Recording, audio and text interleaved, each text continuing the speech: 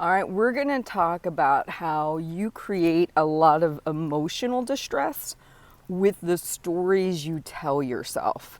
So, on a very basic level, all day long, you are a story crafter. I didn't know if you knew that or not. You're constantly walking through the day, observing things, and assuming that you know why and how things are happening, and you're creating connective webbing between action and intention. And so basically, let's just say, for example, you're driving to work and all of a sudden this car crashes into your lane, cuts you off. You have to slam on your brakes. Coffee goes everywhere. Kids are screaming. And you're like, oh my God, what an idiot. Didn't he see me here? Why are people so rude? Why are they so inconsiderate? Da, da, da, da, da, da, right? You're seeing somebody come into your lane in a way that's very disruptive to you. And right away, we make a story up that this person did it intentionally. Most of us do. I used to. And then, until I was the person, which I'll get to that in just a minute. but what happened was, in that moment, we made a story about why this happened. Unless you're really into meditation and you've really been working on your mindset, the normal go-to response is to react. It's to make up a story. And it's to paint the person as being either an idiot or incompetent or whatever. But if we were to play a little game called Let's Change the Story, you might say, hey, that person really needs to get somewhere. What if their loved one just got rushed to the hospital and they're having problems breathing, or their wife just went into preterm labor and they're trying to get where they need to go super quick? I really hope that person gets where they need to go, versus my original story, which is this idiot just cut me off, almost caused me to get into an accident and could have killed me and my family. Two totally different stories, right? One is almost immediate reaction. The other one requires a little bit of thought. Same thing at work. Susie in the break room ends up using all the toner in the printer. We make a story. Susie's so lazy. Why can't she just replace the toner like everyone else? Da, da, da, da, da. What we don't know, and what we could also turn around into a totally different story, right? That's painting Susie as lazy, incompetent, not helpful. Doesn't make us feel good, by the way, just agitates us. Then we could turn around and make a totally different story. Susie got called away by the boss. There was an emergency situation she had to help out with. She wasn't able to replace the toner, and maybe she had every intention of replacing the toner.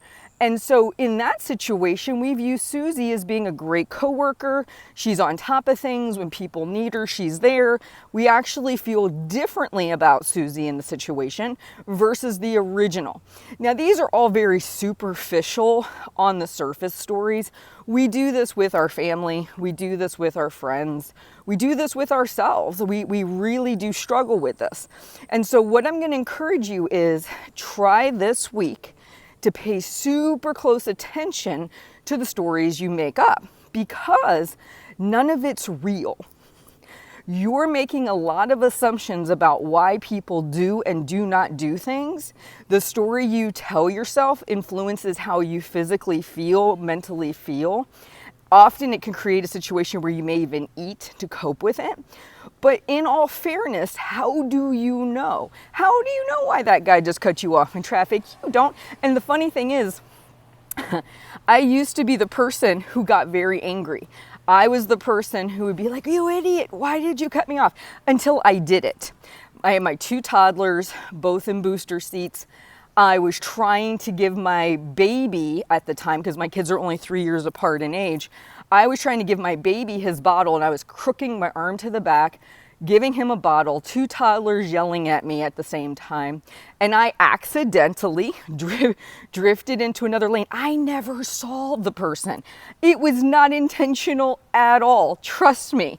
I was so busy trying to survive that day with my kids and not lose my mind but you know what? That person did. They honked at me. They flicked me off. They had a story about moi.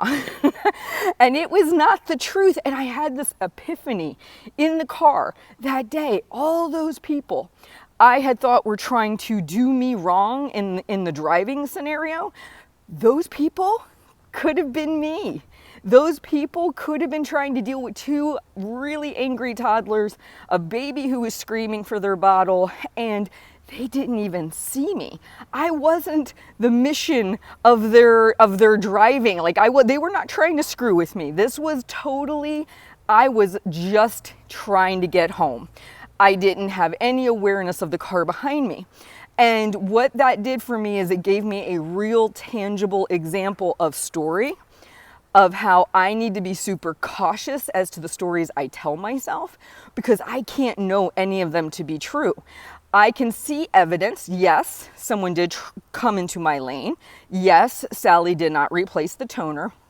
But all the other stuff, the whys and the hows and the motivations, I don't know that. You don't know that. So why do we selectively pick the stories that make people out to be the bad guy, that make them out to get under our skin, that make us feel less desired, less cared for?